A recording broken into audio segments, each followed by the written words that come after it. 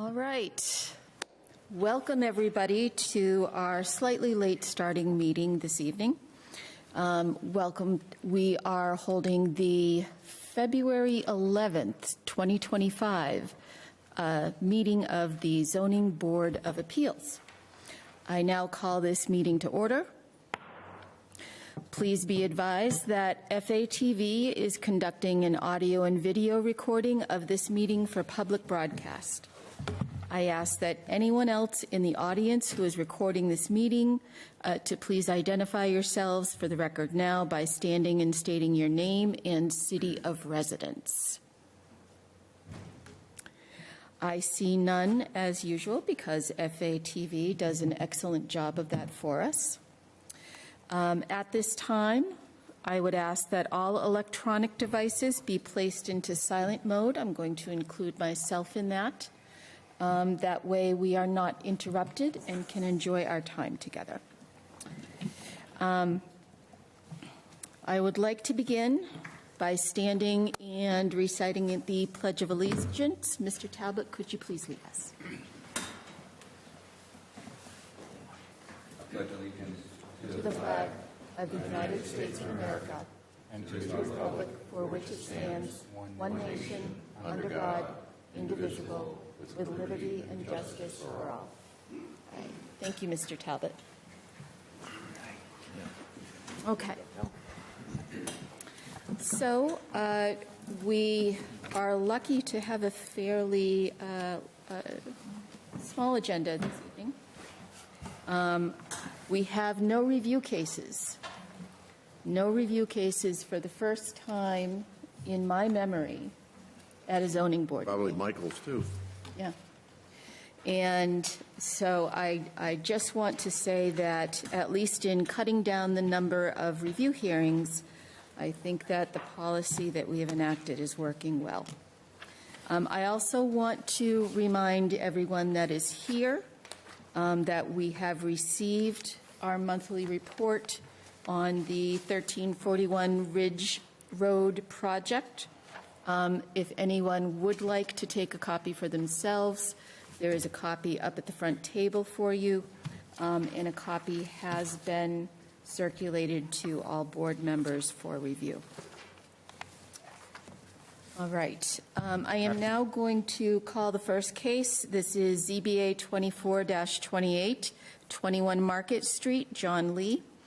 This is a continued hearing on a special permit under Section 181.335 and 181.94 to reinstate a vacant or abandoned nonconforming mixed-use structure, changing the use to another nonconforming, less detrimental use as a single-family dwelling pursuant to Section 181.94, located in the Residential C District. Gentlemen, welcome to the meeting.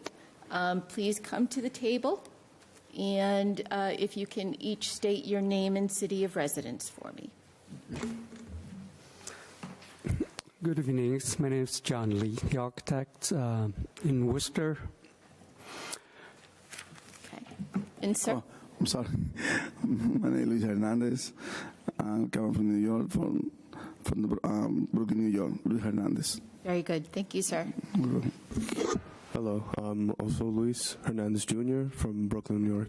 Okay, welcome to the meeting, sir. Thank you for coming. So this matter has been continued a few times to allow the applicant to see if there's a resolution available just through the building commissioner so that you don't need to go through the special permit process. And is it my understanding that there is an avenue available that you're going to be able to pursue?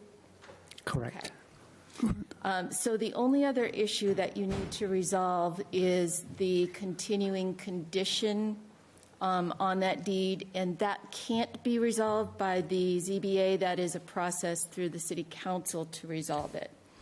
And I think that Councilor Cruz wants to make a brief statement on that. That might be helpful to get us going.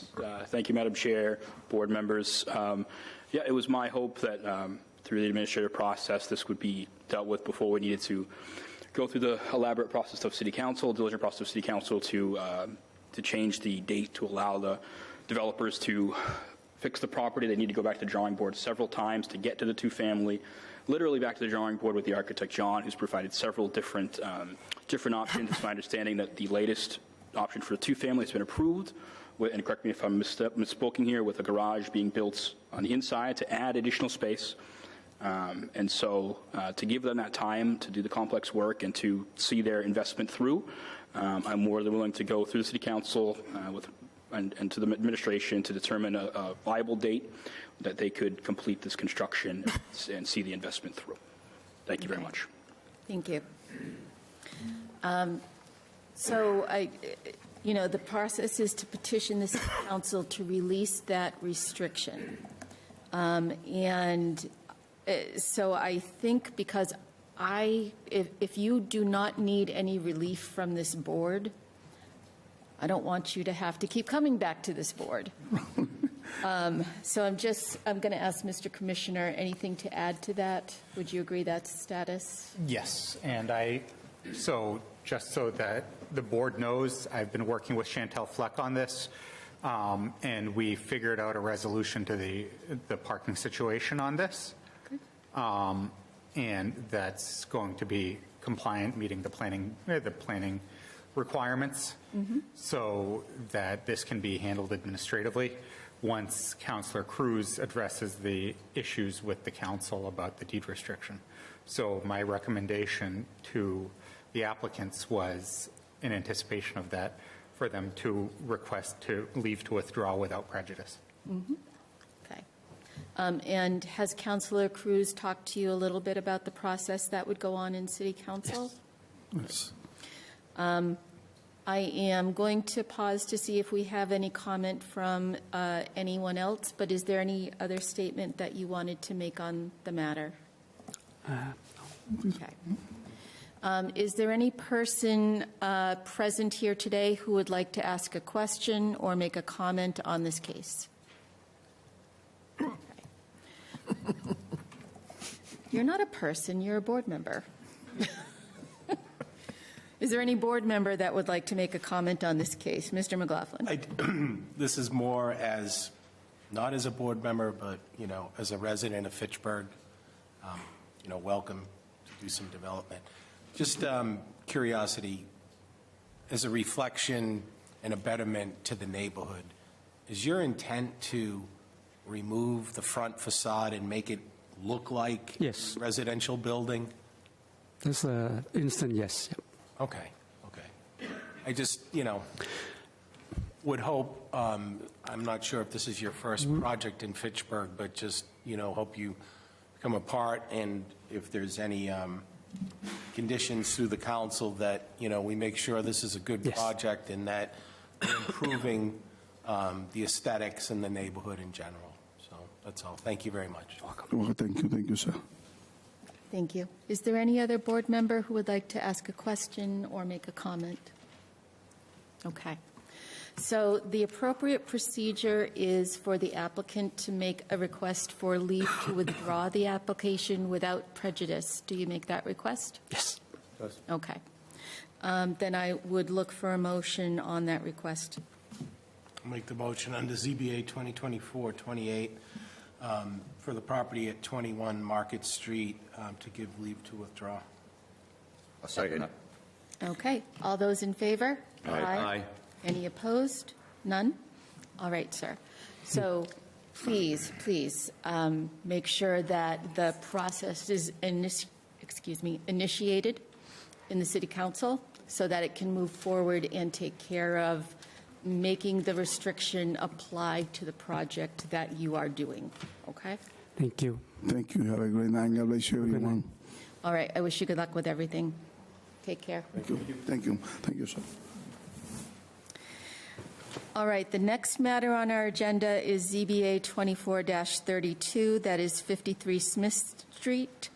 This is a request for a variance under Section 181.416 of the City of Fitchburg Code to erect a detached 20 by 20 carport on the rear.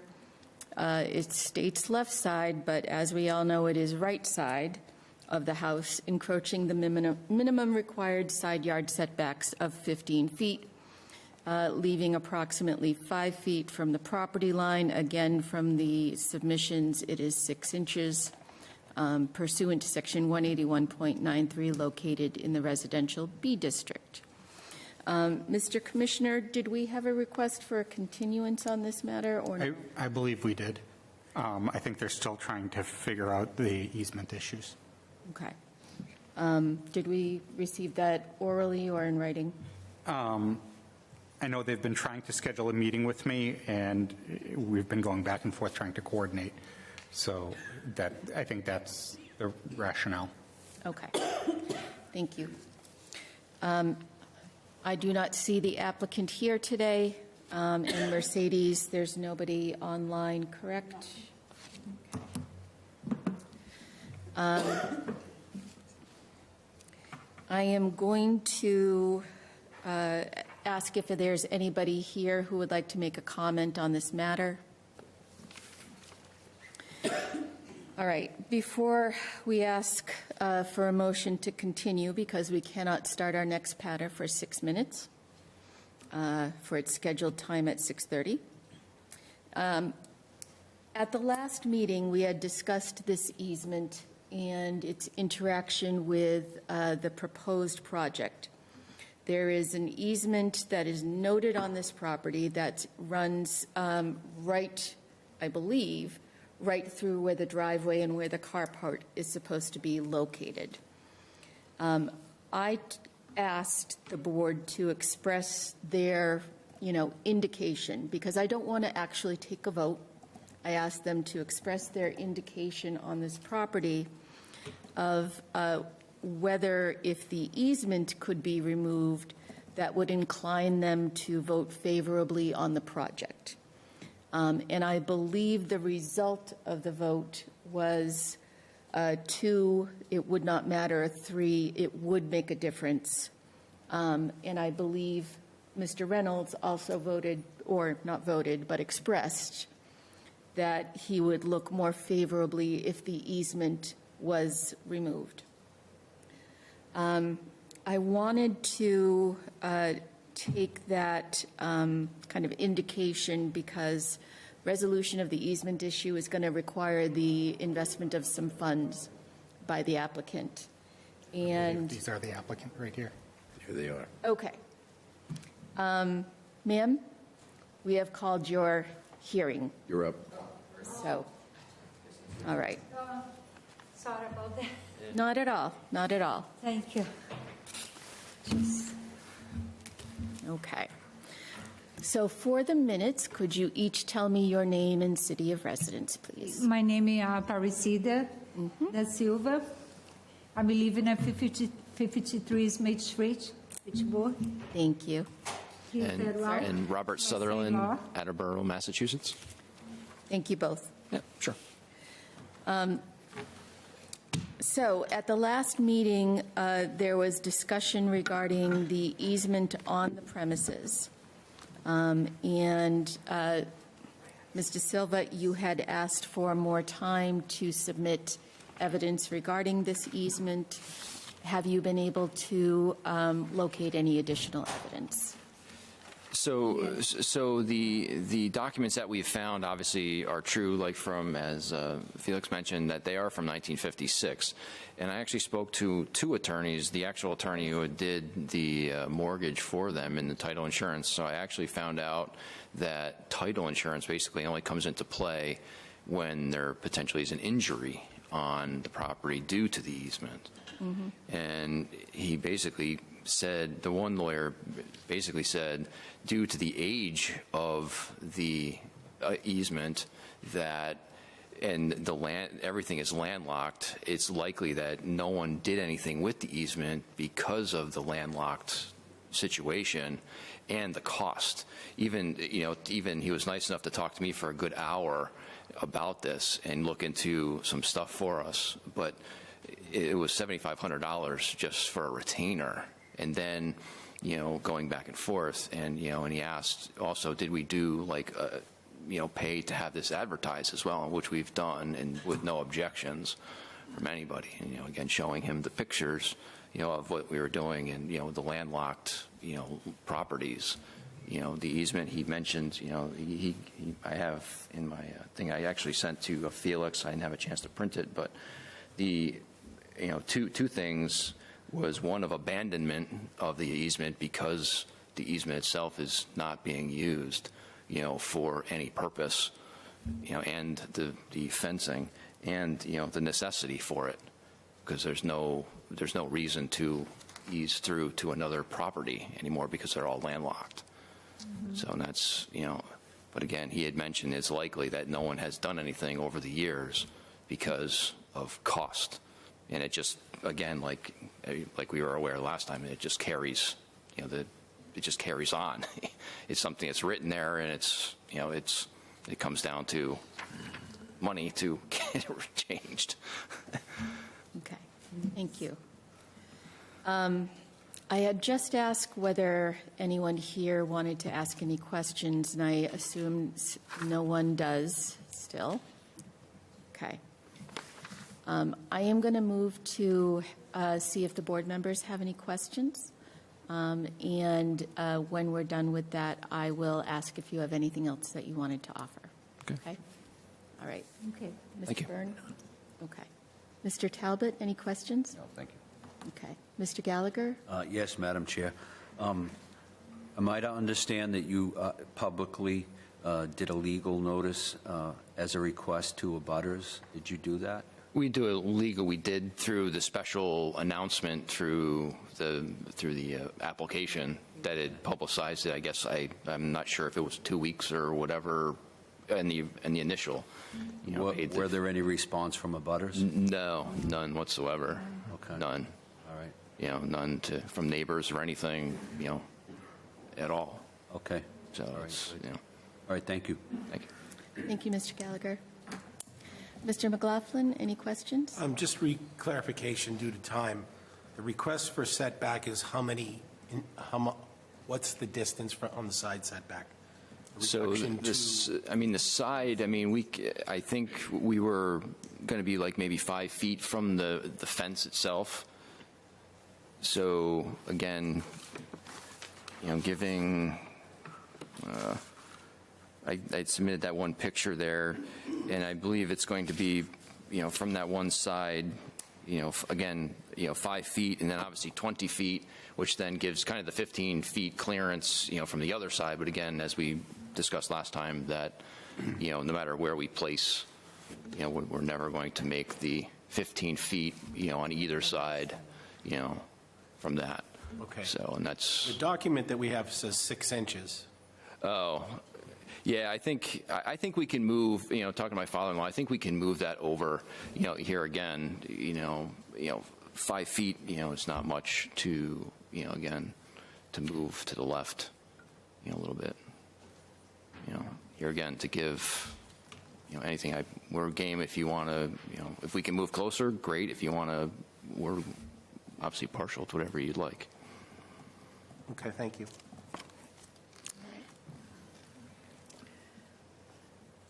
So I'm going to review, because again, when we go between meetings, just to refresh everybody's memory, I'm going to review with you the variance criteria and have you respond on how do you meet this variance criteria. Okay. Sure. And these are mandatory considerations under the state statute that Sure. the board Yeah, I has to understand.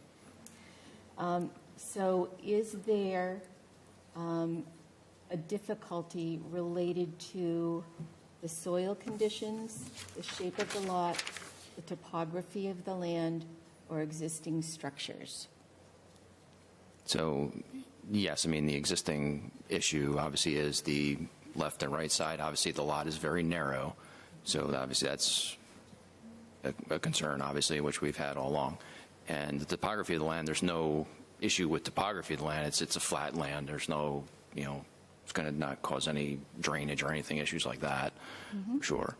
So, and, again, like we mentioned, the hardship, obviously, of, the distances is just, trying to do, different things like we discussed in the past are just not on the cards. It'd be a hardship to do.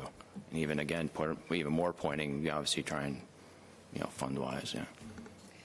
Does that issue especially affect this lot but does not affect the general zoning district in which it is located? I don't feel it is going to affect any zoning or anything around where we are. Again, it's away from the road. You're not going to essentially, as we said the last time, as you pass even the two driveways, you will see nothing but, you know, the straight up abutments of the carport, and obviously the fence as well. Obviously the fence has been existing, so that's already been there. Does that issue create a substantial hardship, financial or otherwise? And if so, what is that hardship? Oh, the hardship that we had the last time was having a breezeway and stuff like that we discussed, which is, going to cause a financial hardship, obviously, for the cost. And then obviously, like I'd mentioned, with the easement and such, retaining a lawyer is just out of the cards at that. So. And then are we able to grant the relief that you're asking for without substantial detriment to the public good and without nullifying or substantially derogating from the intent or purpose of our zoning ordinance? I don't feel that's going to affect any egress or degress from the property at all. So it is going to be an open structure. Anybody will be able to walk through, see through, as you are today. So I don't feel that there's any detriment to the community. Okay. I'm going to close the public hearing now and go to deliberation. Is there anything else you want to say before we do that? No, just thank you for your time. Okay. Thank you, sir. All right. Without objection, I'm going to close the public hearing. Board deliberation on this matter. Mr. Burns, any comment on this matter for deliberation? No. Okay. Mr. Talbot, any comment? No, thank you. Mr. Gallagher? No, Madam Chair, no comment. Thank you. Mr. McLaughlin? Thank you, Madam Chair. Appreciate the input from the applicant with regards to the easement. It sounds like they had discussion with other parties. I would like to, hear your feedback with regards to the easement and, potential future issues. I think we take seriously variances and try to, understand what the applicant's responses are to the variance and the hardship. I definitely have difficulty with reducing a setback down to, that 6-inch range. The lot is long and narrow like all the other lots in the neighborhood, so there's actually continuity. So just wanted to kind of hear some feedback from the chair as well. So I'll give my feedback on this case, and I just wanted to say that, I personally appreciate that the applicant has come and has tried to present their case, and it is difficult sometimes to understand why the zoning ordinance is applied in the way it is. We have the state statute that we have to follow. We have to find that there is an issue related to one of those 4 things: soil, shape, topography, or existing structures that is unusual in the district. Like Mr. McLaughlin, there's certainly the lot's a little narrow, but it is similar to the other lots in the district. The hardship, if we were talking about a lot on which there would otherwise be no way to build any structure at all. In the past, the board has allowed that, but there is an existing dwelling on this lot, so it is being put to a use. But the strongest issue for me is derogation from the zoning ordinance. 6 inches is just too close to any other property, especially in that residential neighborhood where the lots are small and the houses are close. And I appreciate very much the offer to 5 feet, that it could be moved over to 5 feet. for me, my personal opinion is that that is still too close. When I look at the potential implications of allowing this structure there, which is a structure, as we've talked about, or otherwise it wouldn't be here. Because it's a single-family dwelling, there is within the ordinance, if you erected a carport, it can very easily be turned into a garage. And a garage has much more impact next door. I had tried to indicate by taking kind of the temperature of the board at the last hearing to see whether there would be enough people who would support this if the easement issue was resolved, because I didn't want you to spend money without a need. And I think that Mr. McLaughlin and I had indicated that we wouldn't support it regardless of the easement issue at the last hearing. I am so glad that you did not spend the money to try to figure that out. So that's kind of my assessment of why I would not be in favor of this. Every board member has to make their own vote on this, but that is the opinion that I have. So, Mr. McLaughlin, any other response to that? If we did look at a reduction in or an increase in the setback to the 5 feet, that would bring the, I'll call it the lane between the garage and the property line down to 9 feet. So I don't know how a vehicle would actually be able to navigate into the garage anyway. So. Yeah, and I think navigation of the vehicle into a garage was why it couldn't be turned and put on the side so that you would go in like that and, you know, be a little bit more centered on the lot. Right. Is there any other comment from a board member before we go to vote? And I would like to have a motion in the affirmative and giving the applicant the greatest amount of leeway for reduction of the side yard setback to 5 feet on the right-hand side. Okay. I'll make the motion under ZBA 2024-32, the property at 53 Smith Street, for the request of a variance, allowing a 5-foot setback on the side yard. Right. Do we have a second? Second. All those in favor say aye. All those opposed say nay. Nay. Nay. All right. So that was unanimous. I am sorry the petition did not pass. I do encourage you to see if there's some other way to make the arrangement that you need to. And I wish you both good luck in the future. Thank you.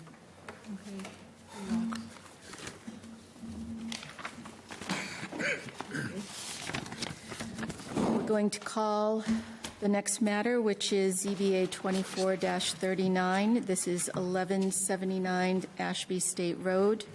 Michael Marino. This is a request for a dimensional variance under Section 181.416 of the City of Fitchburg's Code to erect a 26 by 24 detached garage encroaching on the minimum front yard setback of 40 feet, leaving approximately 29.7 feet from the property line pursuant to Section 181.93, or in the alternative, requesting a reasonable accommodation from the minimum front yard requirement of 40 feet, reducing it to 29.7 feet, located in rural residential. All right. Good evening, gentlemen. Welcome to the meeting. Could you each please tell me your name and city of residence for the minutes? Hi, John Keefe, Fitchburg. Okay. So, welcome, sir. Thank you. Michael Marino. I'm from Lancaster, Cabco Consul. I'm the land surveyor on this job. Oh, welcome. Thank you. We always love to have professionals come with their applicants to the meeting, so thank you very much for giving us your time today. And Mr. Keefe, you are the owner of the property? I am. Okay, very good. Sir, if you'd like to take us through the initial presentation, that would be great. Sure. So as this was stated, we're looking to build a 26 by 24 detached garage. In regards to the placement of the structure, the real hardship here is where the existing buildings are on the lot and the shape of the lot.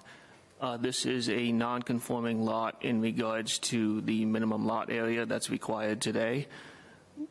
Based on where the garage is right now that we're proposing to put in, we can't move it back anymore toward the shed because we have the septic system and the septic pump right behind it.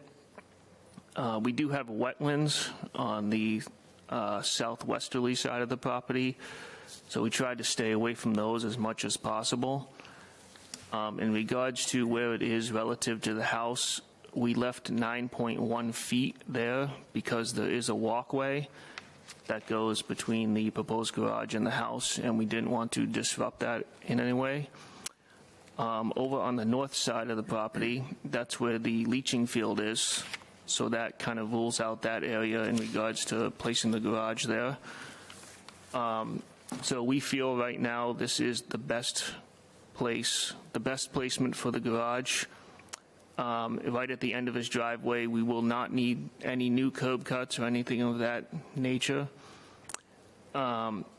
Just to give you a little bit of an update, we did just have a Conservation Commission meeting on February 5th that everything got approved. They liked what they saw. So that's taken care of already. I know Stephen Culley from the Board of Health mentioned that because the septic line appears to be going through the proposed garage location, it's possible that we may need to pull some kind of septic permit if we need to move that line. So we are aware of that. The other reason for this garage is my client got into a motorcycle accident 1 year ago, approximately, and it's having some long effects on his health in regards to his walking and his mobility. So this garage is going to help, especially in winter. He's not going to need to clear off his cars or possibly worry about stepping on ice and slipping. If there's any questions regarding that, you can ask John directly. Other than that, we feel this is the best location for the garage and open to questions. Thank you, sir. Yep. I'm going to have a few questions for you, and I'm going to remind you both that at the end, just like we did with the last applicant, I'm going to go through the variance criteria and have you respond on how you meet the variance criteria. My first questions are really around why can't it be anywhere else on the property that would meet the setback better. I very much understand the wetlands. It's the first issue that I noticed on the property. And I am very glad to hear that you've gone to Conscom and gotten their approval on the project already. That's great. My next question is around why it can't be located closer to the house or attached to the house. So you've said there's a walkway, and I observed there's, I think it's paved, right, walkway going all the way back to the shed. What is the reason that you couldn't have access otherwise? And what kind of access are you requiring? Are you having like lawn equipment go back to the shed? What needs to go back to the shed? Well, one thing is definitely he needs to get back there, and if we put the garage against the house and attach it to the house, then we're going to have to relocate the walkway around the outside perimeter of the garage. Mm-hmm. And based on the existing topography, the land does slope down from the street. It's not a huge grade change, maybe about 5%, mm-hmm. And everything's sort of sloping toward the wetlands. So another thing we're worried about is possibly ice building up in front of the garage. Mm-hmm. So if we put it against the house, he'll come down the stairs and then have to walk in front of the garage, and possibly we don't want him tripping or sliding on ice. So the walkway is a nice level walkway. We can keep it clear, salt it like you're supposed to maintain it, and create a safe path for him. In regards to the lawn equipment, I'm sure, you're going to be passing things, normal wear and tear, I guess. He's going to be passing different things. Well, I guess I'm asking if the garage were moved and attached to the house, could the walkway go on the right-hand side for lawn equipment? And I saw that there's a rear exit from the house near the shed. I do take the issue about the ice, and I guess I would say if it was attached, there would be a direct entrance, I would assume, from the garage to the house. But given that there's a level change, correct, because there's stairs entering the house, would there actually be stairs required to enter the house from the garage if it were attached? Yes. Yeah. And would those stairs take up more space on the side of the garage in the nature of a breezeway? Yes. Okay. Next question, just because we have to go through hardship as a criteria, and I don't want to inquire about any more of your personal medical information than I have to. Okay. So let me ask some very, very basic questions about the difficulties you're experiencing. And feel free to not divulge anything that's of a personal medical nature to me. Okay.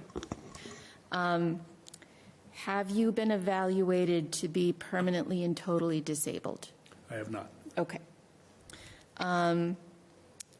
What difficulties do you have that are generated by your medical condition? I had, as Mike said, a very serious motorcycle accident back in April of last year. I spent 5.5 months in a wheelchair. My leg was totally crushed just below the knee. I had multiple surgeries to put it back together. I recently started walking with the cane probably a month and a half ago, maybe 2 months ago now. I still have a lot of nerve pain, throbbing, and the cold weather is horrible with it. There's steel plates and screws in there holding my leg together now. It's difficult to get around. I am progressing, but it's still difficult to get around. Okay. How does the garage improve that situation from the existing no garage parking pretty much in the exact same location? It's difficult to navigate around the driveway now to clean off vehicles, snow, ice, or whatever.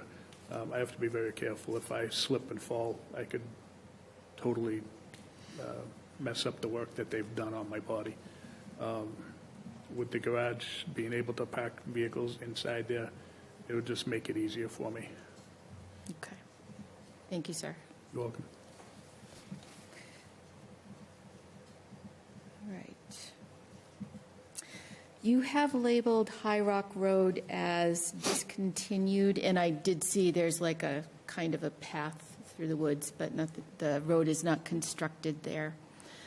Do you know whether it was formally abandoned by the city or whether it ever was in that area designated as a public way?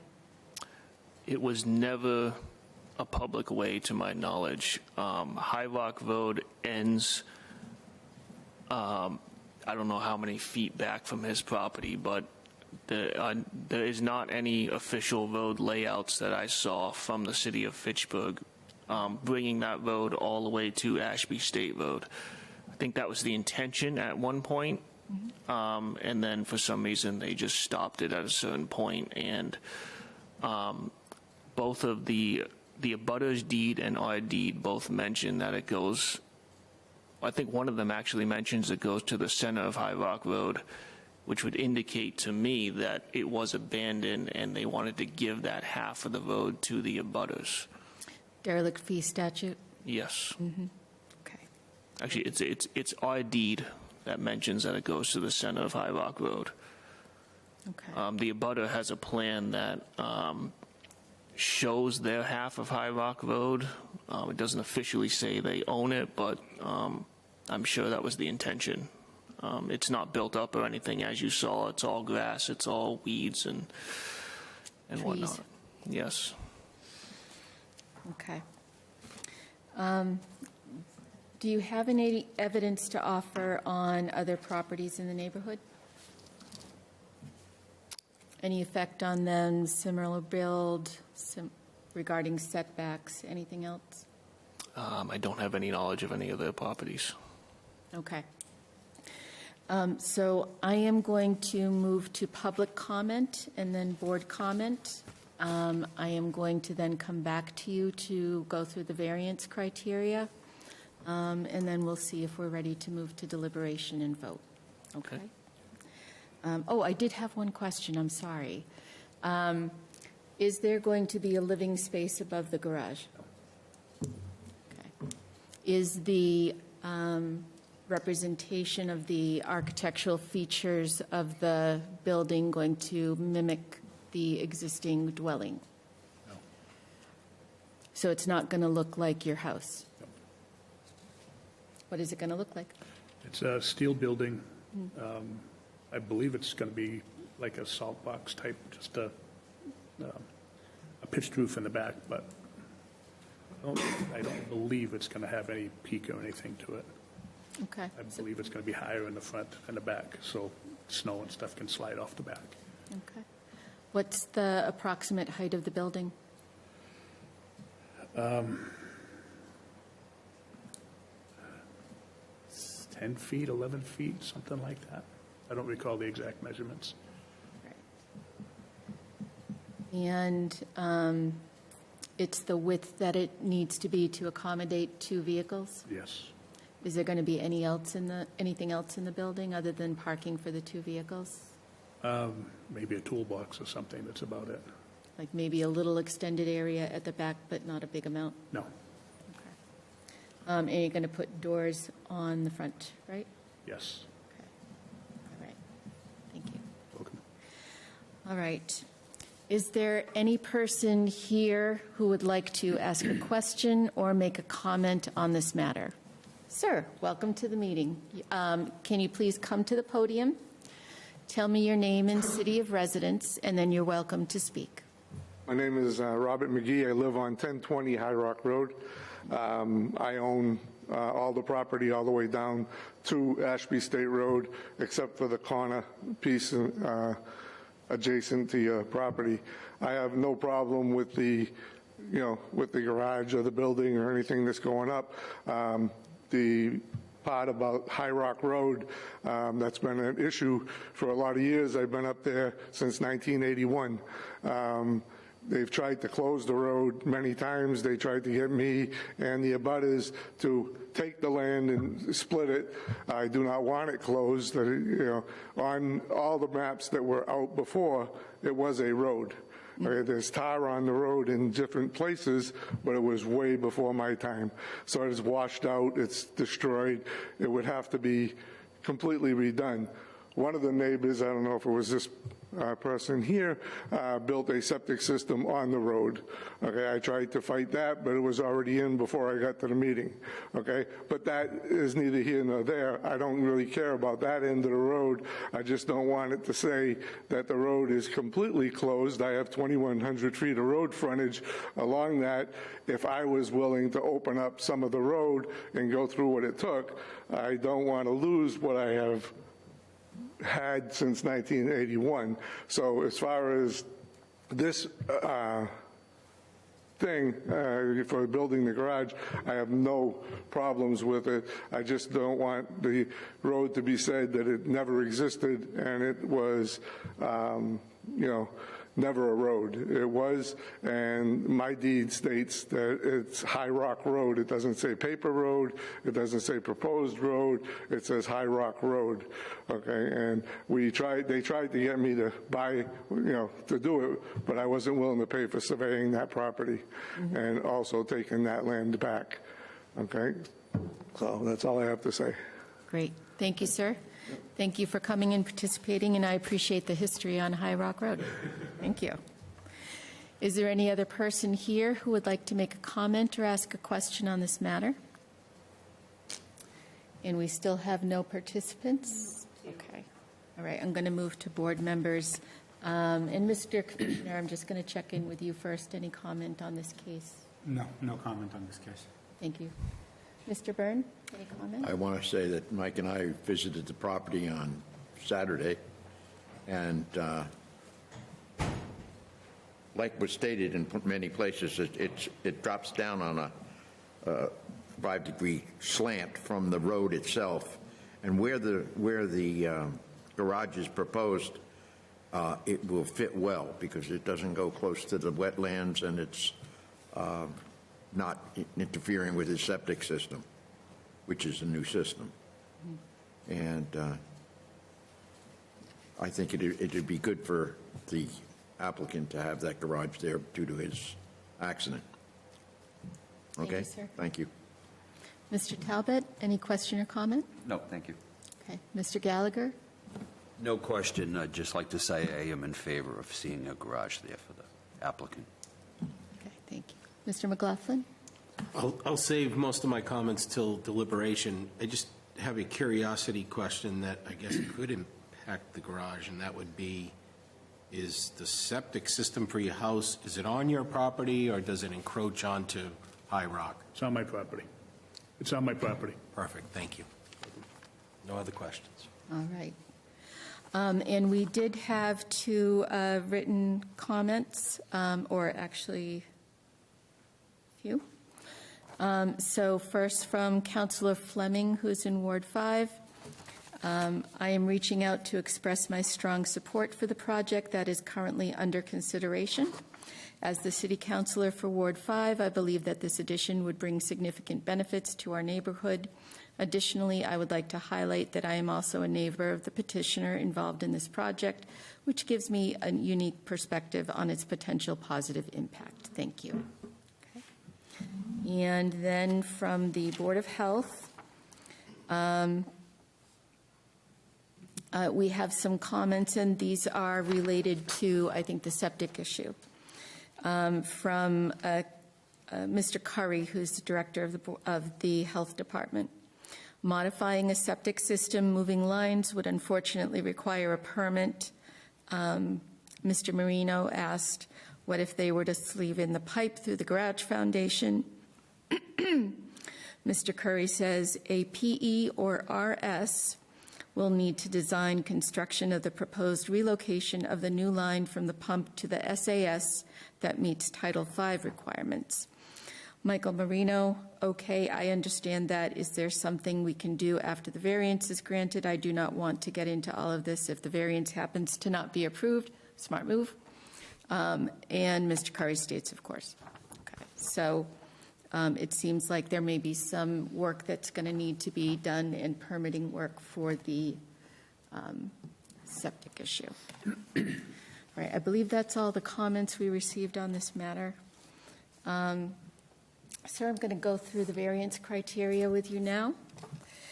And as you well know, these are the criteria we are mandatorily required to review on any variance. So first, is there an issue relating to soil, shape, topography, or existing structures that especially affects this parcel, but not generally affecting the zoning district?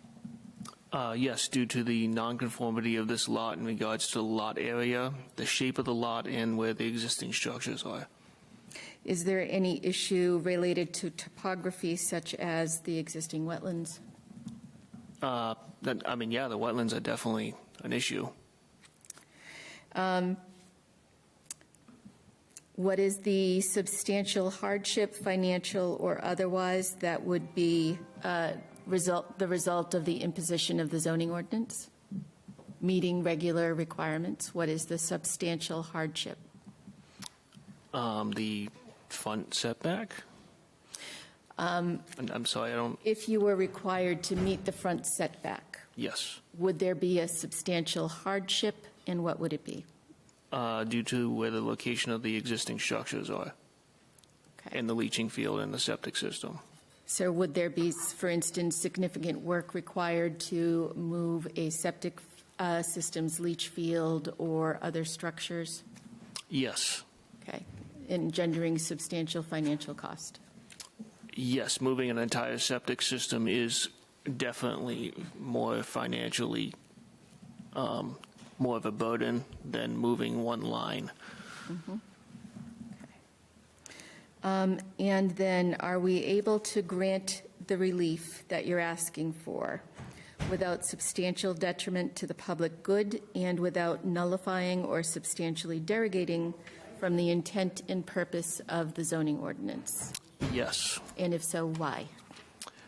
Because it's just going to be a proposed garage in a residential neighborhood. The use is not going to be anything other than residential use. There's not going to be, it's not going to turn into a mechanic shop or anything like that. Mm-hmm. So, in other words, there's no issue that's going to affect the neighbors that would affect the public good? No, we've gotten strong support from all the neighbors as far as I know. Okay.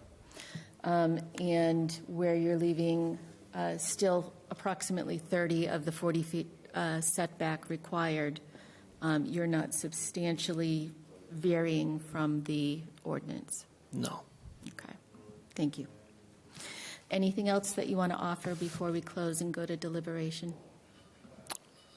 I think we've gone over everything I wanted to. What about you, John? I think we're all set. Good. Okay. Thank you, sir. All right. Without objection, I'm going to close the public hearing. And I'm going to move to board deliberation. Mr. Byrne, do you want to offer any other comment during No, I deliberation? have no problem with this. I think it'll be good for the area and good for the applicant. Okay. Thank you. Mr. Talbot, any comment? No, thank you. Mr. Gallagher? Yeah, I'm with Joe on this. Okay. Mr. McLaughlin? Thank you. Shape of the lot, triangular. Soil conditions, wetlands. Hardship with placement elsewhere. Leach field, septic pump. Conscom approved it. I think this kind of is a good fit for meeting almost all the criteria for variance. Okay. Thank you, sir.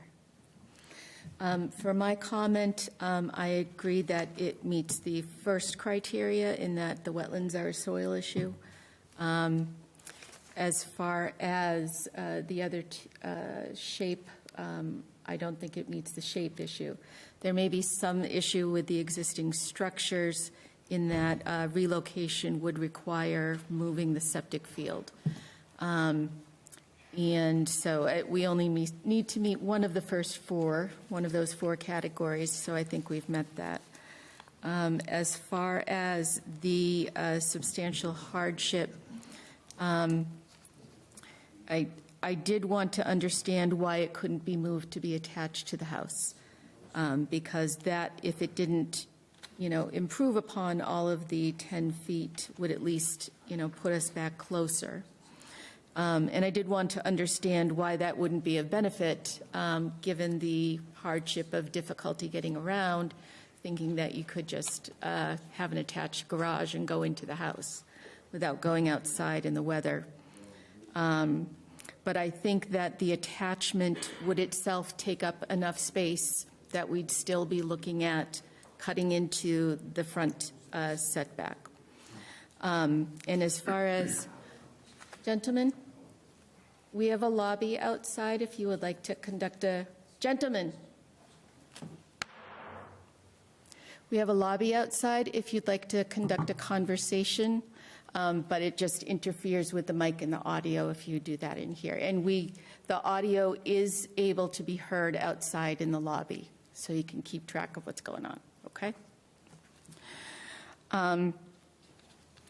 I do think that there's a substantial hardship that lies in the fact that relocation anywhere else on the lot is going to require a substantial expense. So I think it meets that criteria. And then, given that we still have that good 30 feet off the road, and the opposing property is similarly situated, so I think it's even closer to the road than yours, on the opposite side of the street. It's not near the neighbor on the left-hand side, and I don't see anybody on the right-hand side.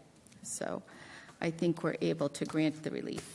That's my evaluation, in my opinion, on the application. I would want to understand that an as-built plan in compliance with the plan that was offered is submitted prior to the certificate of completion being issued. That's something that should be done anyway, but we want to reinforce it to make sure it's done. And I do want to understand that there's no living space designed for this structure. So it's not to be used as a residential dwelling. Okay? I would be inclined to treat this as a low priority for review, so that we could look at simple sign-off through the permitting system once the project is completed. So those are 3 conditions. Number 1, as-built plan prior to certificate of completion. Number 2, not to be used as a living space. And number 3,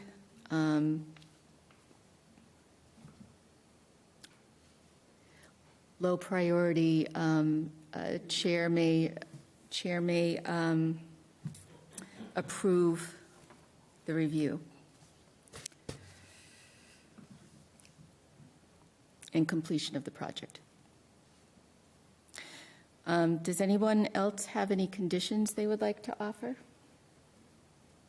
Okay, then I'd be looking for a motion in the affirmative on this project. I will make that motion under ZBA 2024-39, the property at 1179 Ashby State Road, to grant the variance as requested with the conditions as stated by the chair. Thank you. Do we have a second? Second. All those in favor? Aye. Aye. Aye. Any opposed? None? Passes unanimously. Thank you. Thank you for your presentation. It's much appreciated. So we have put you on low review, 3 conditions. And so you will next, I think, resolve the septic issue. And then you'll be looking for the building permit from the building commissioner. A written decision will be rendered. After the decision is rendered and filed with the city clerk, we have to wait 20 days to allow for anyone to appeal. After those 20 days, it becomes final. A reminder that the variance needs to be recorded at the Registry of Deeds to be effective, and that will be required in order to get the building permit. Okay? All right. Good luck with your project. Thank you very much. Thank you for your time. All right. Our next matter is ZBA 24-40, 22 Old Leominster Road, Kevin Smith. This is a request for a special permit under Section 181.335 of the City of Fitchburg Code, seeking relief to replace a non-conforming existing garage with a new 24 by 20 garage on a lot that contains 2 front yards, encroaching upon the minimum 25-foot front yard setback on 2 sides, Carey Street and Old Leominster Road, leaving a front yard setback of approximately 2 feet from Carey Street and 11 feet from Old Leominster Road, pursuant to Section 181.94, located in the Residential B District. Sir, welcome to the meeting. Hello. Can you please tell us your name and city of residence for the minutes? Kevin Smith, and I live at 22 Old Leominster Road in Fitchburg. All right, welcome. So this is your project, your home. Correct. How long have you lived there? 26 years. Okay, quite a long time. And you have, I think, one of the oddest shaped lots that I have ever seen. Like a piece of pie. Several issues.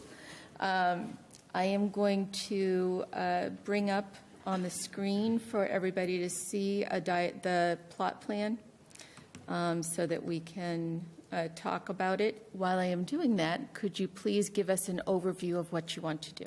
All right, well, I have had that property probably, like I told you, probably 27 years, and the garage that was on there was obviously built way before I took over the property, and it just wasn't built for modern vehicles, and now that we're aging, we'd like to be able to park our vehicles in the garage instead of next to it.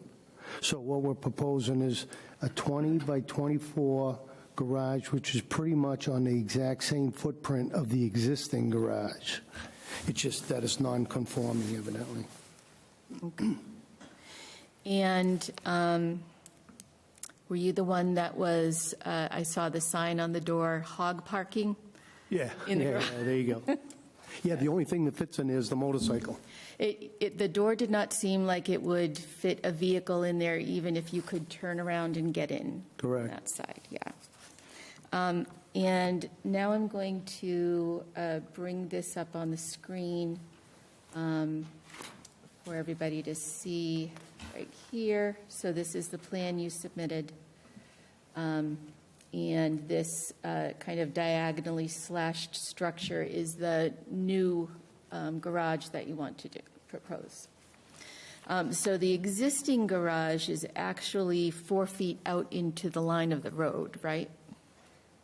That's what the diagram says. I'm not 100% sure. I'll tell you, that's what the diagram surveyor come out and says. he says it's in. The city says it's out. I'm not 100% sure. It's so. But I do have a picture of the current situation, and as you can see, my driveway sticks out further than the garage. So my vehicles stick out further than the garage. It also says that, so that's the area that's marked pavement up here. And the plan also says that that's quite out into the middle of the street. So it sometimes happens, and I always think it happens when the house is built before the road is built, and then the road isn't really used a lot except for the residents there.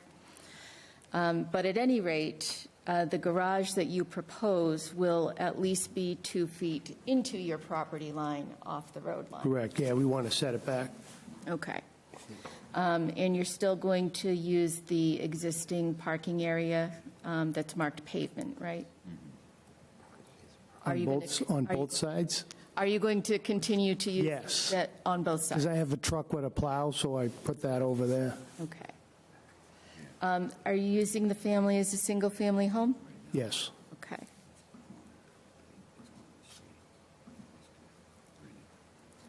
And you're attached to public water and sewer, right? Correct. Okay. Do those run anywhere in the vicinity of the garage you're constructing? They don't run underneath or anything? No. Okay. Will the garage have any electric running to it? Yes. Okay. Will it have water, plumbing running to it? No. Is there going to be any space above the parking area for the cars? Above the garage? Yes. No, just probably storage. Okay. Is there going to be a full floor height above the garage? No. Okay. I have a vague recollection, and I'm sorry, I didn't mean to put that up. that I had asked about what would the exterior of the garage look like? We're going to side it. Okay. Is it going to be pitched roof? Yes. Okay. And is it going to mimic the style of the existing house? Yes. Okay. You're going to use some kind of vinyl siding that's consistent with what's on the house? I don't know if we'll be able to match the house. Okay. But we'll see what we can do. But it's definitely going to be vinyl sided. Okay. Two-car garage. Two-car. Are the garage doors going to be facing the street? Carey Street, correct. Okay. All right. And then the other thing I wanted to ask you about, I noticed that you have a substantial slope downwards in the back of your property as it goes towards Old Leominster Road. So the topography goes down. And on Old Leominster Road, there's a retaining wall holding up the yard. And your actual front door is on Old Leominster Road, but I'm going to guess you don't use it too much. That's a nightmare. So have there been any measurements to tell you what are you going to have to do as far as supporting provisions, retaining walls in order to construct this garage? Has somebody told me that? Or have I presented that? What was the question? Do you know what you're going to have to do as far as retaining walls in the back of that garage? No. Okay.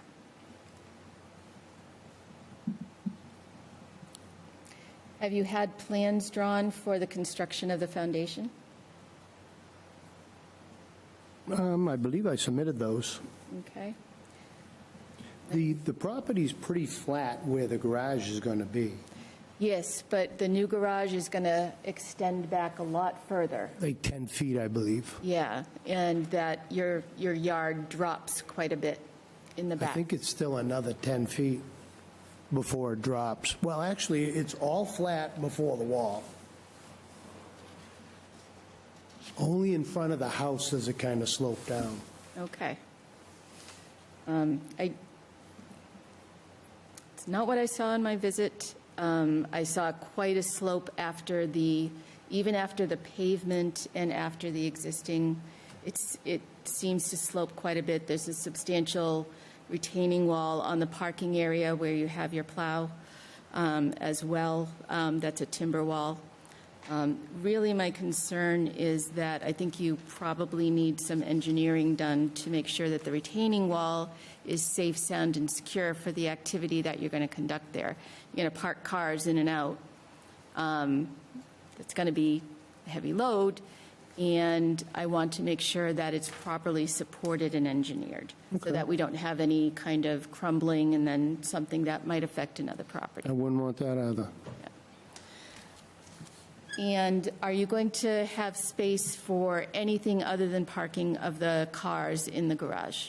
Trash containers and maybe some tools. Okay. All right.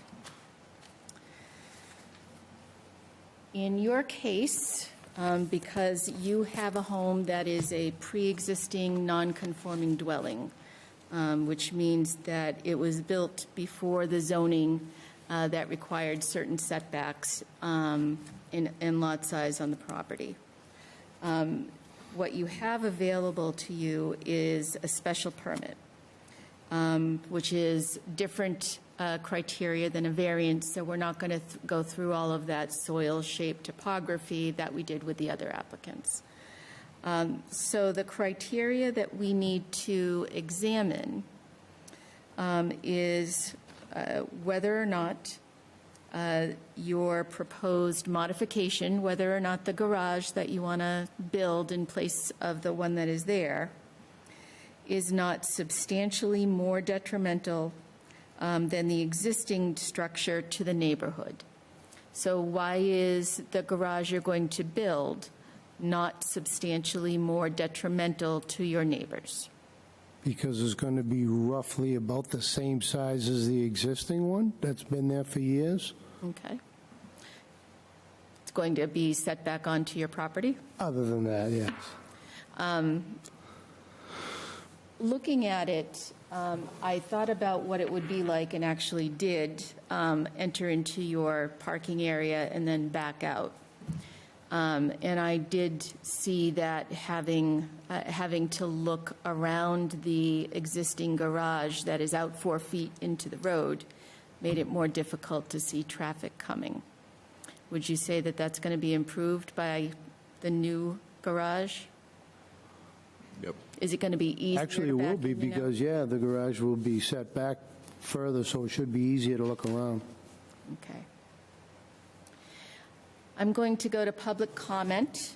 Is there anything else you want to add before I do that? No, other than just one of my neighbors, he wanted to come, but he says he's all for it. Okay. Did we have any written comment on this case? Okay. All right, and we still have no attendees. Is there any person who would like to ask a question or make a comment on this matter? Okay, I see none.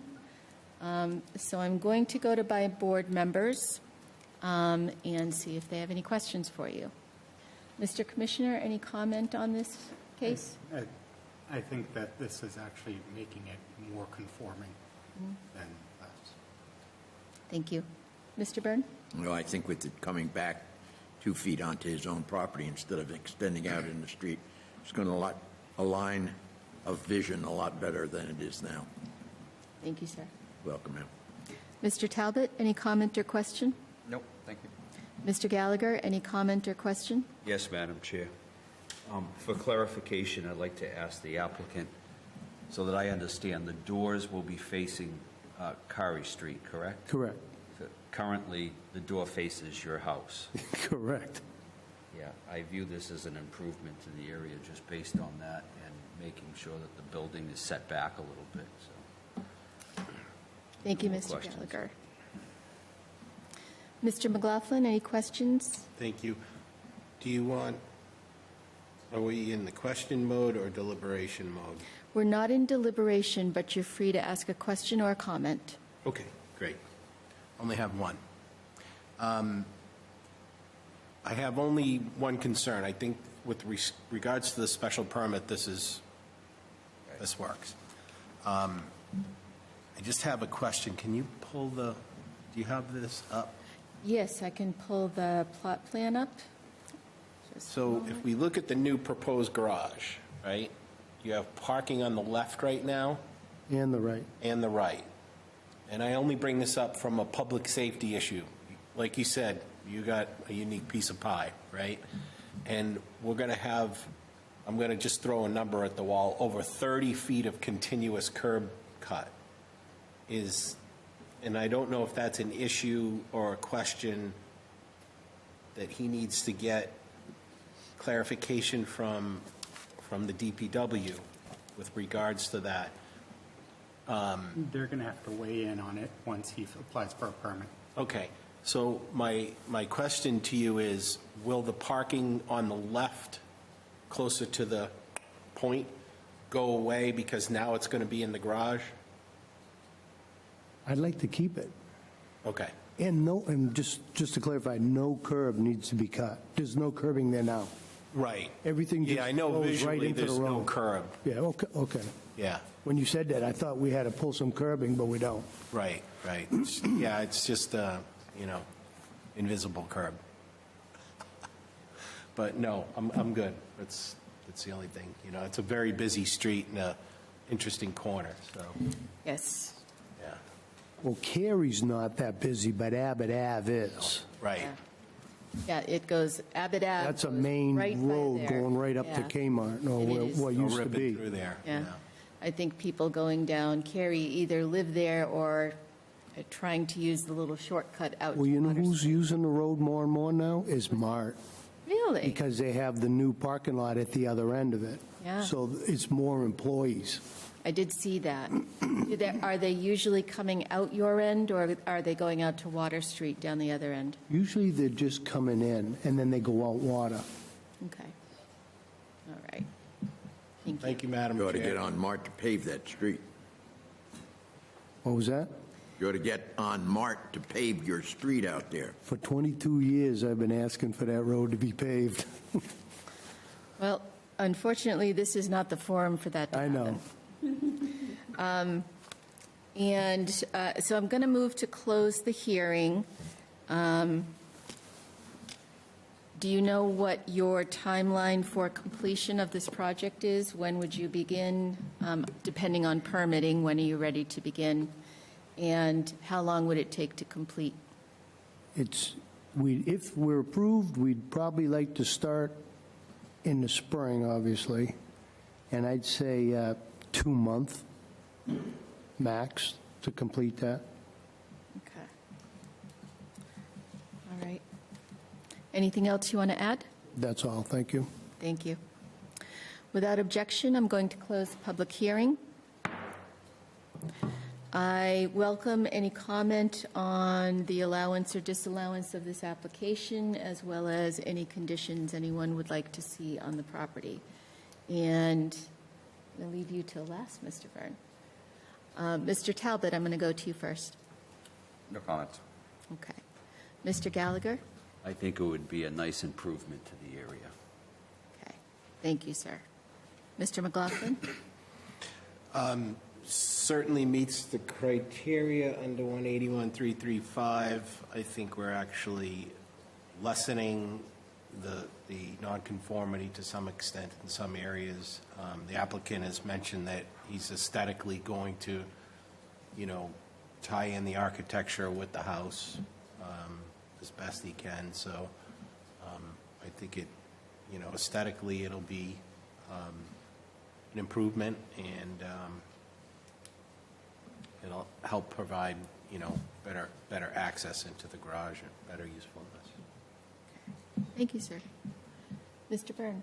As stated before, with the demolition of the old garage and the building of the new garage, it would make it much safer to back out into the street to get out of that garage. And I think with the addition of this new building, it would add to the ambiance of the neighborhood. Okay, thank you, sir. For myself, I agree with the comments that this is not under the criteria substantially more detrimental than the existing structure, and in fact is an improvement on it because it sets the structure back by 6 feet onto your own property and not, so that's 2 feet onto your own property and not 4 feet out into the road. I think traffic going by will have improved access. And I think you backing out of the garage or other parking area will have an improved view and be able to do that more safely. This is an odd property because it has 2 front yards, Carey Street and Old Leominster Road. And I think this very nicely reduces the encroachment or the nonconformity on Carey Road. It does actually increase the nonconformity on Old Leominster Road because you're closer to that side of the property. Despite that, I think it's an overall improvement of the way everything lies on the property. And with some conditions, I think that I would be in favor of approving. So that being said, I'm going to state a few conditions, and please, if anyone else has conditions, please, you're welcome to contribute, comment, object. First condition is that the garage shall be constructed to be consistent with the architectural character of the dwelling.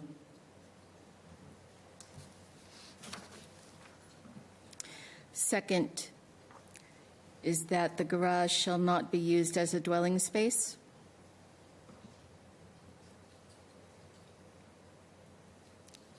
And shall not contain a full story above the area for vehicle storage.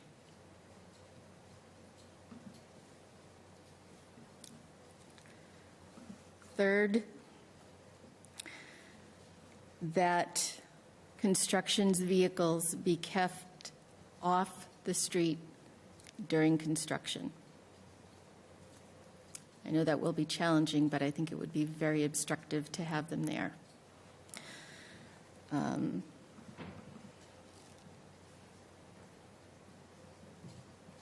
Fourth is that an as-built plan shall be submitted to the building department conforming to the plan dated December 4th, 2024 by Haley Ward.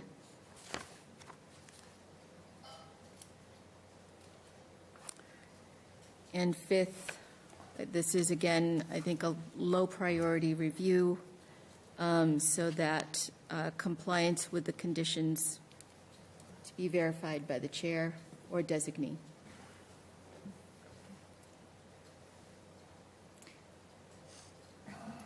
Does anyone have any objection to those conditions? Does anyone have any conditions to add?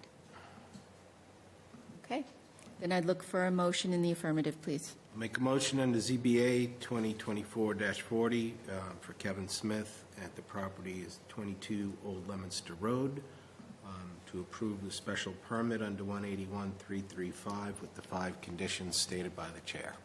Second. All those in favor? Aye. Any opposed? None? So that passes 5-0. You've heard, as I said, that there is a written decision that needs to be rendered. And once that is filed, there is a 20-day waiting period for any appeal to be filed. If none is filed within that 20 days, then the decision becomes final, and you can take and record it at the Registry of Deeds, and the building department will require that of you in order to issue the building permit. I've had a brief discussion with the building commissioner about my concerns regarding the retaining wall in the back of the property, for the back of the structure. And so the building commissioner administers the building code, not us. But I do just want to put you on alert that that is something that I'm going to look and see. Was an engineered plan for that wall required? Was it submitted, and did it meet the building commissioner's approval? Okay. And the DPW curb cut issue has been mentioned. You'll need to either get a permit for a curb cut, or you're going to have to get them to determine that you don't need one. Oh, okay. And I know there's not a curbing there, but it's another word for entry from the road. So, and you can work that through the building department. All right? What department do I get the curb cut from? DPW? DPW. So I need to go approach them now? Engineering division. Engineering division. Through the engineering division of the DPW. Okay. Okay. I would bring your plans to them and ask the question. So, okay? Okay. All right. Super. Good luck with your project. Right. Calling the next matter on the agenda, this is ZBA 25-1, Eric Quintana, 48 Culley Street.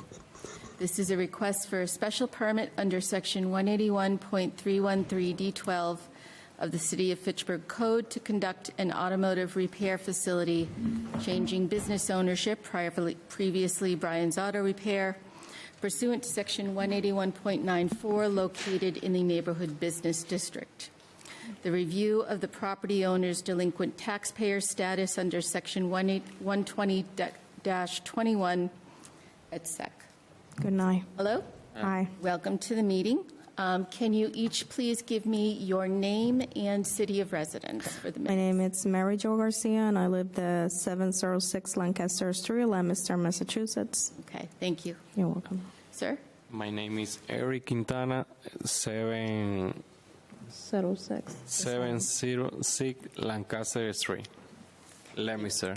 Thank you. Welcome to the meeting. And sir? Dave Cormier, Fitchburg. Okay. Thank you, sir. So there's a couple of issues that need to be resolved on this property. And we have an ordinance.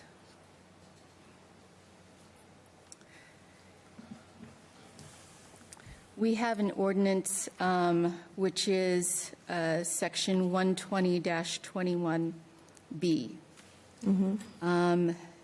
And it states that all of the licensing authorities, including this board, may deny, suspend, revoke any request for a permit which is carried out or exercised on or about the real estate, the owner of which is a delinquent taxpayer. And a delinquent taxpayer under our ordinance, Section 120-20, is any person who has neglected or refused to pay taxes for not less than a 12-month period.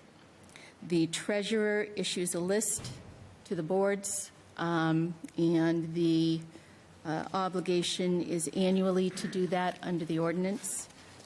And Mr. Cormier is on this list. So I have, because I know this is not the applicant, it's not the applicant. There are certain things that we require in order to proceed on a permit. The first is we have to have a resolution of this delinquent taxpayer issue. And the second is that we have to have the consent of the owner of the property in order for any applicant to proceed on an application. And there, because the issue is of long standing, an issue with regarding to who is the owner, that I have been trying to resolve with the city before the meeting, and have not received a satisfactory answer. And I have asked those city departments to continue to try to resolve this issue of ownership. On the issue of delinquent taxpayer, in our ordinance, it allows for the treasurer to meet a payment agreement.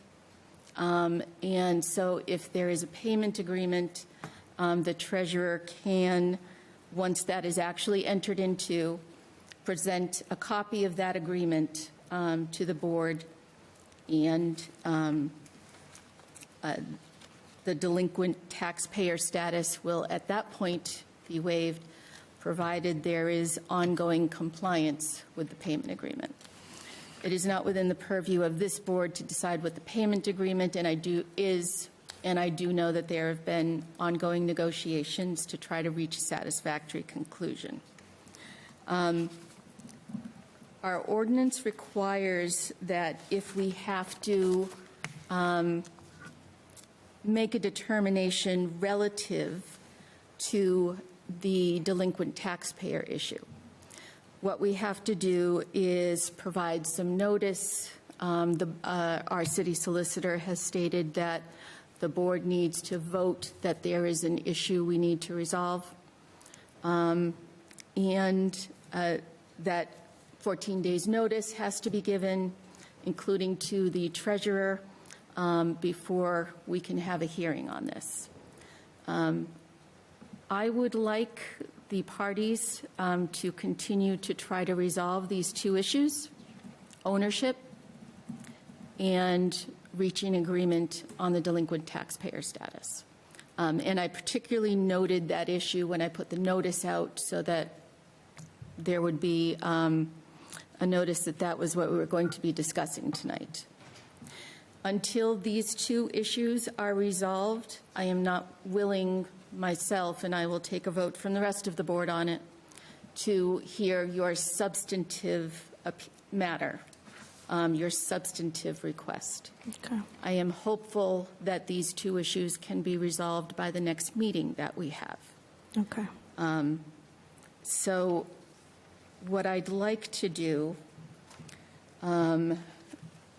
is have you sign a continuance and have us take up this issue again at the March meeting. And if those two issues have been resolved at that point in time, then we can proceed to hear your substantive application. And if they have not been resolved at that time, we're going to have to take a vote on whether or not to continue or to deny because of the ownership or the taxpayer status. Okay. Okay? I think we can discuss then in this meeting if he's according and you are according about that. So we'll take a vote. I'm telling you, I am not willing to have a discussion of your application on those until those two issues are resolved. Okay. Okay? And as a practical matter, if we start talking about it here and then we don't finish it until later, Yeah, I know. you know, the board forgets sometimes all of the things that we say from meeting to meeting. I understand. I did talk to Michaela, is it? You did, yes. So if there is a payment agreement reached, that payment agreement has to be reviewed and accepted by the board so that, you know, will become a public matter, but you have not yet reached that agreement, or at least my understanding, it has not been executed either. She was waiting after this meeting, I think. Yeah. So, again, if those two issues are resolved between now and then, we can. There's another issue. There is. There is. What's the delinquent tax amount, Quite a bit. Madam Chair? I will tell you the precise amount. This is a matter of public record. Just need to bring the spreadsheet up. Oh, excuse me, I have the communication from the treasurer's office. While you're looking that up, Madam Chair, may I make a comment? You may, sir. Michael and I went on our monthly travel trip around to visit the sites that are applying for some type of relief. And I was appalled. And I'm going to be nice and I'm going to be calm and quiet when I handle this one. I was appalled by the trash, the junk, the cars, the unregistered cars that are in front of that building. It looks like who did it and ran. And I'm not willing to vote on anything until that area gets cleaned up. That's going to be on the list of one of the things that has to be done. Both sides of that building and in the back are filled with trash, old pallets, tires. Michael, you can show the pictures that we took while we were there. It's absolutely appalling. There are other businesses, excuse me, other businesses on that street that have painted their buildings, cleaned up their property, have resurfaced their driveways, and there's a restaurant there that does a lot of business, and this building and the property itself definitely needs to meet higher standards. It's absolutely appalling. And until it's cleaned up, I will not vote to allow a business to enter that property. Thank you, Mr. Byrne. I'm still bringing up the spreadsheet, so would anybody else like to make a comment on the issue before us? Are we open? The hearing, I'm going to open the public hearing, yes. The public hearing is open. Okay, thank you.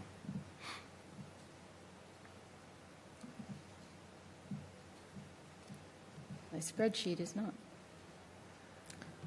El señor dice que él va a votar por las asquerosidades que hay en ese negocio.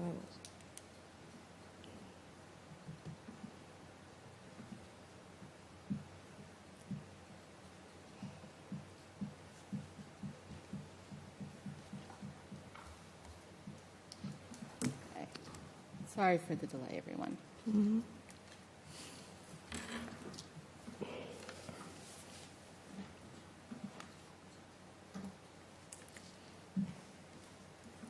Quiero que le dé estos papeles a la abuela.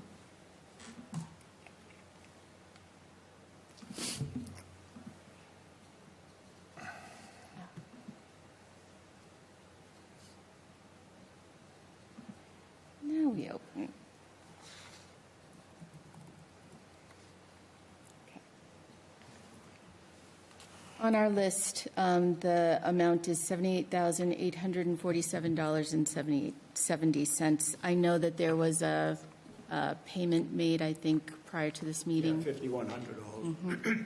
Okay. I mentioned to her that the house where I live in is going for sales, and that's when they're going to take out the whole amount. Okay. And hopefully, that's going to happen within the next 2 months. And I took pictures, sir, of I'm sorry, when I met you that day, of that side where you measured. Yep. It's all cleaned out. I'm glad to see that. And all the tires and everything were from the neighbors up on the top throwing them over the fence. There's also a neighbor that took out a trailer, and it was actually somebody living underneath the trailer with a couple mattresses and everything. Yeah. And that has to be addressed, just get rid of them. I think the tires were mostly from the auto business that was operating there prior to you because they had been there long standing and they were piled next to the entrance of that auto business. 300 of them, Yeah. 300 tires. And I know the Board of Health has recently visited you, and I'm glad to see that some of the vehicles have been removed. I took pictures of today of all Okay. the stuff that you had mentioned. It's gone. And we do have one comment in here from the Board of Health.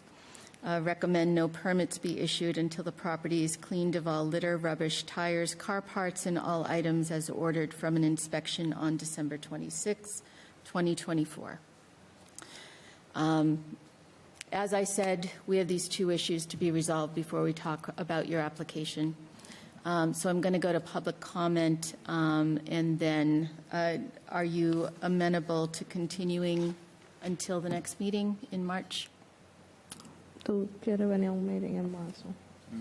Y ese problema que él tiene nos afecta a nosotros porque nosotros podemos limpiar nuestra parte. The problem that he has, it affects us because we can clean our part to, get our permits so we can work as we stay in the. Because you've been in operation for a little while already, right? I don't. Because I saw you in operation over the weekend. Like working in there? Yeah, you were working. No, we don't. You had a customer in there. No. We left some cars because we have a dealer and we can have more than 16 cars in our dealership. So we move cars in the front of, but we are not working in there. I did see a pickup truck bringing, like, things to fix cars, like machines. Oh, sure, but I saw a customer exit the bays while I was standing there. No. But, I understand that you need a permit, but we can't take an affirmative vote on your application without these two issues of ownership and taxes being resolved. And I don't want to take a negative vote on your petition. Yeah. Okay. I understand. All right, so I need to go to comment, and then we're going to vote on a motion to continue. Okay. Publicly, is there any person here who would like to ask a question or make a comment on this matter? Okay, and still nobody online. I'm going to go to board and commissioner comment or question. Mr. Commissioner, anything? Until we get this answer, that's the one holdup. Well, also the Board of Health comments. Yeah, That could be addressed as a condition. Yeah, so I think Mr. Byrne, any comment or question? No, the Board of Health also states what I stated. Mr. Talbot? No, thank you. Mr. Gallagher? No questions at this time. And Mr. McLaughlin? I'm just going to be very brief. The property has been an eyesore for years and years and years. And in order for me to look favorably upon this, I would like to see some substantial cleanup.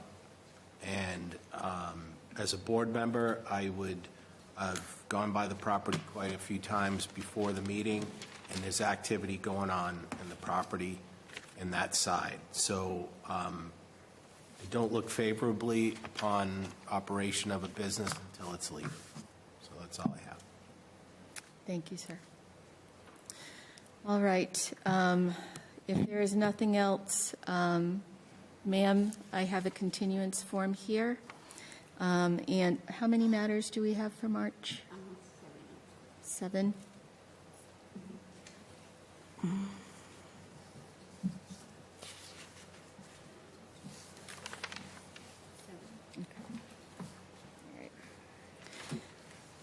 Okay, so I think we have room for that, and the date on that is March 11. Okay, thank you, Mercedes. So I have here a continuance form to sign that extends all deadlines until March 11th and thereafter for the decision. And yes, please, and you would sign on the petitioner line. You need something to sign on. 'Cause, yeah, I don't know how you're going to sign on that ledge. Second, you want Eric sign it? I'm just gonna, yes, because he was the one that his name was on the application.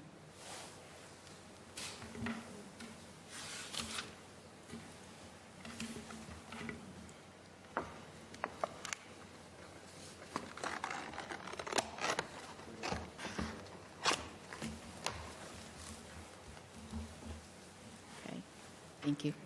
All right. With that, I would be looking for a motion on the continuance of this matter to, strike that. First, because we have this procedural issue regarding delinquent taxpayers, what we need is a motion to conduct a hearing regarding the status of delinquent taxpayer under Section 120-22B. May I have a motion? Make that motion. Second? Second. All those in favor? Aye. Aye. Opposed? None? So that is just a hearing that is scheduled at the same time, Okay, March thank 11th. And then I'd look for a motion on the continuance of this matter to March 11th, 2025. So moved. Well, second. All those in favor? Aye. Any opposed? None? All right. So we'll see you on March 11th. Sir, good luck reaching an agreement and resolving the issues regarding the property. Could you say that again, please? Good luck reaching agreement and resolving the issues regarding the property. Okay, thank you. Thank you. All right, we're going to move on to the next matter on our agenda. That is ZBA 24-38, 0 Airport Road. This is a continued hearing for a special permit under Section 181.313 to open a contractor's yard business on a currently vacant lot pursuant to Section 181.94 in the Industrial District. So we had held an initial hearing in January on this matter, and we received a communication from the applicant sent to the mayor's office and the building commissioner and Mercedes on January 15th. And which I believe was a day or two after the hearing. Good morning, Mercedes, Sam, and Felix. First off, I would like to thank all of you for the work you have done considering our proposed use of the property at 0 Airport Road. However, the ZBA meeting last night, we have decided not to move forward with our special permit application for a contractor's yard. Frank left with the feeling that the special permit would come with conditions that would make operations there nearly impossible for us. We will continue our search for a more suitable location.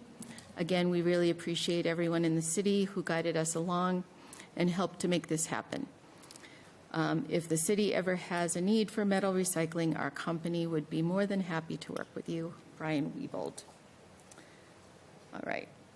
So I am going to take this as a request from the applicant for leave to withdraw without prejudice. Before we address that issue, is there any person here who would like to speak on this matter? None? Mr. Commissioner, any comment?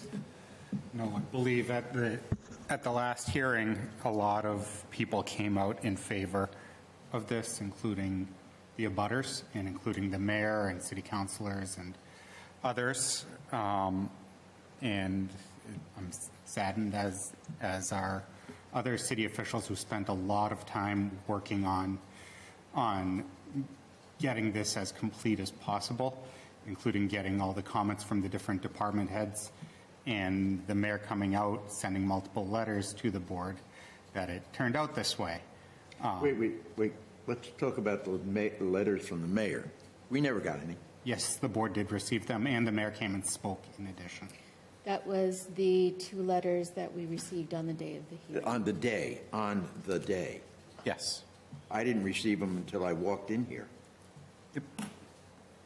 And I was caught flat-footed. I was looking at a contractor's yard, not a metal recycling plant. But that is what a metal recycling plant is. Well, it was never explained to the board. We were never explained that it was. The month before, we had a contractor's yard, which was on Bernadette Street. That was a contractor's yard, place for trucks, for inventory that's supposed to be kept in the yard.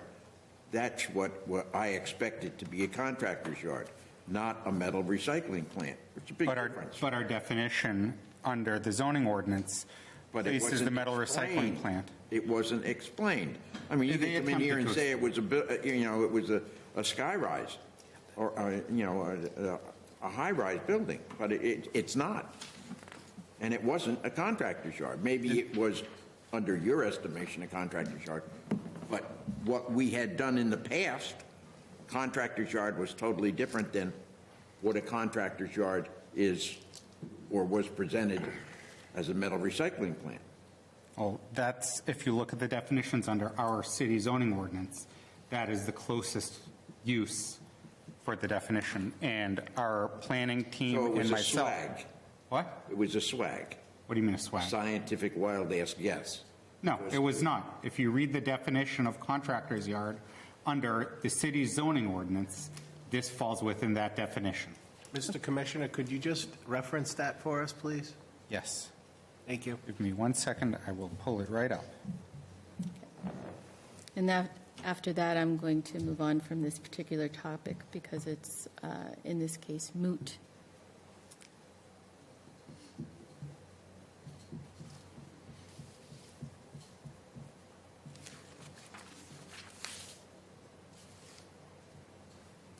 So the definition of contractor's yard under the definitions section, page 160 of the zoning ordinance, is a facility or area for storage, open or enclosed, for construction equipment or materials and commercial vehicles associated therewith. So these are construction materials. Thank you, sir.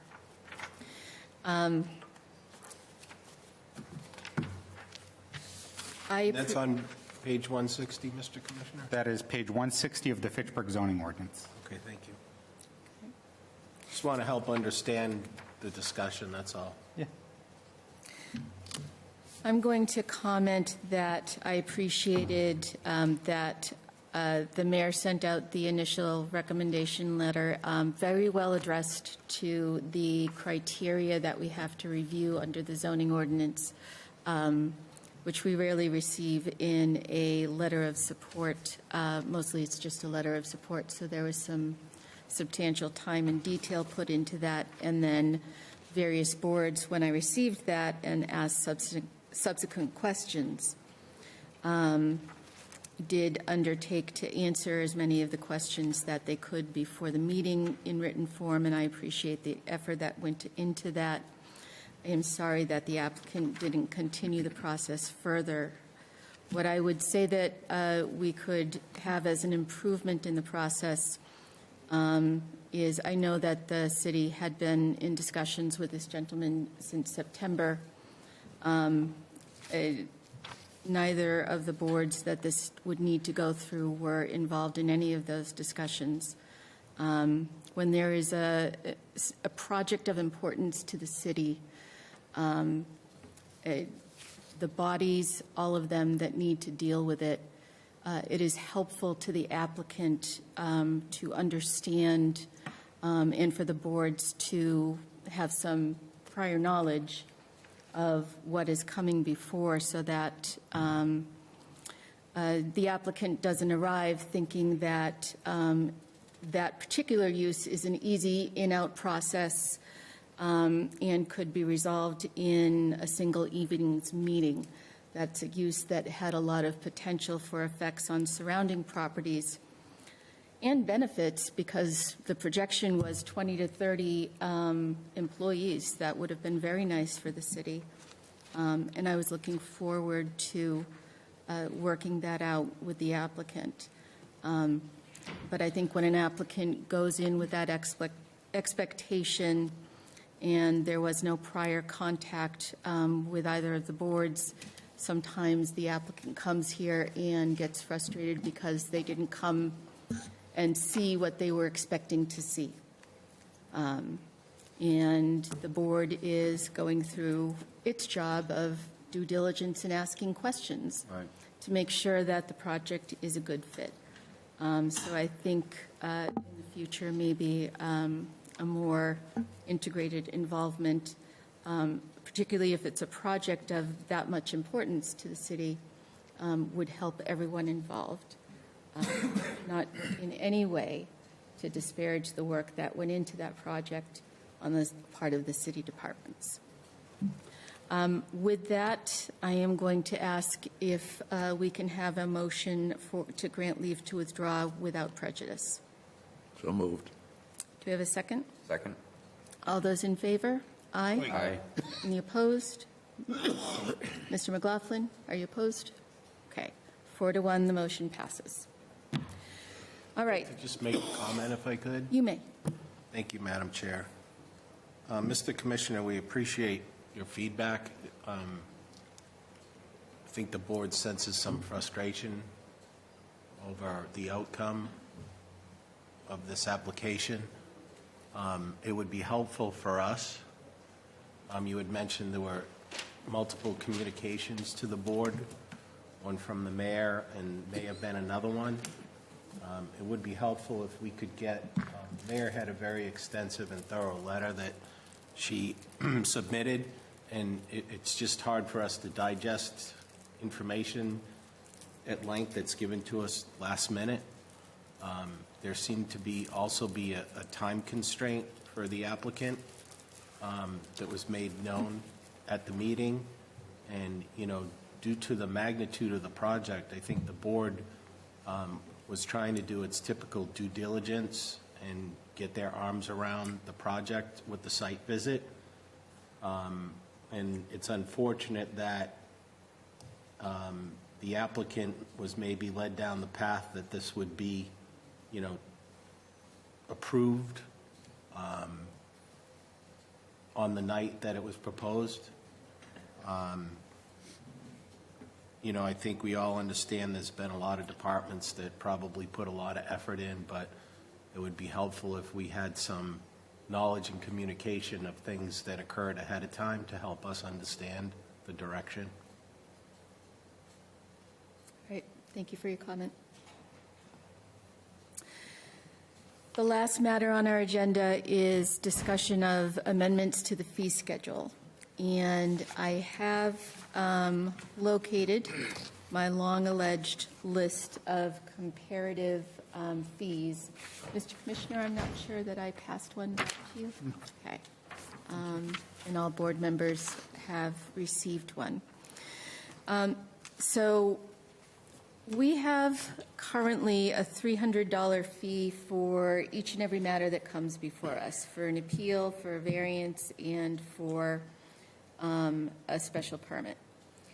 And when any application comes before us, we need to incur costs for advertising, publication, and occasionally we have recording costs when the board deems it appropriate to record a denial at the Registry of Deeds that will help future property owners understand the history and restrictions on the property they're buying. The $300 fee that we're receiving, I'm going to say I don't think it's been changed in more than 20 years, I think was our discussion at the last time. And particularly when we have an applicant that submits one application that says appeal and variance, we're incurring costs and receiving a fee that is not really representative of the costs that we're having to incur. And so the proposal would be to modify our fees. We can do that by a rule change for a variance or appeal. We will need a city ordinance change for a special permit. And my suggestion has been that while the city council now sets fees, that the ordinance be changed so that the board sets its fee for a special permit, just like it does everything else, but that we undertake certain notifications and a delay before enacting that, and that would include notification to the mayor, notification to the city council. I don't want to focus on the process so much as just to take a brief review of what the fee would be. And again, discussion has been $400 for the fee across the board. And then should we have advertising costs added on to that? And Mr. Talbot also brought up an excellent point about should there be some variation if we have a large number of dwelling units, that there's a per unit charge. And what has been produced to you today is a comparative chart of what other municipalities do. And so ours is 300, Leominster's is 250, but it has the applicant pay for the cost of notification and for the abutter list. Gardner has a $350 fee. Worcester has a lot of variation in its fees depending on what the project is, so from $330 for a small one to $660 for a large one. Clinton has a fee of $300 unless it is an owner-occupied property, and then it's only $75. And then they have fees for the abutters list. Athol is at $125, but they do also ask that the cost of the notice and the publication be paid by the applicant. Lunenburg is at $200, Billerica $350, Marlborough $1,000, Pittsfield $200 plus the advertising cost, Westminster $1,000 plus the advertising cost, Holden $1,000 plus $100 per lot. Winchendon $1,000 plus the advertising and notice costs, and then Auburn $500. I want to thank Paul Fontaine, the vice chair of the planning board. He had put this spreadsheet together when this issue was being examined. There's notes on other costs. For instance, there are a number of municipalities that will charge a fee for continuing a matter. There is, for a matter that's an extension or a modification of the original special permit or other decision, there's a fee for that. This is, to me, a process that I want some input on. So I wanted to present you with this tonight, entertain any kind of discussion or questions, but I think just a discussion tonight, not any particular vote. So. Question? Absolutely. For example, Auburn. Mm-hmm. and I'm just questioning, it says 500 for a special permit.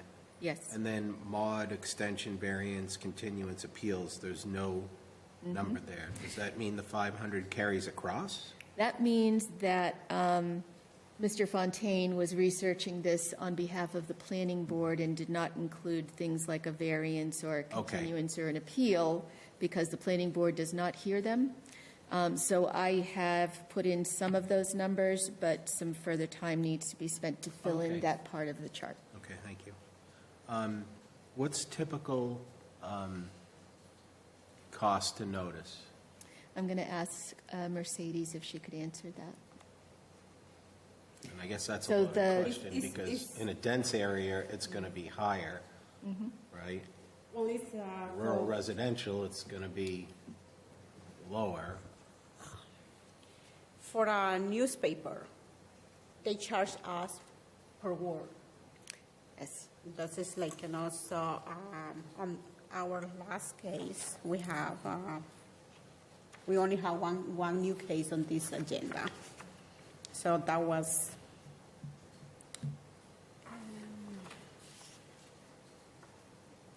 $502.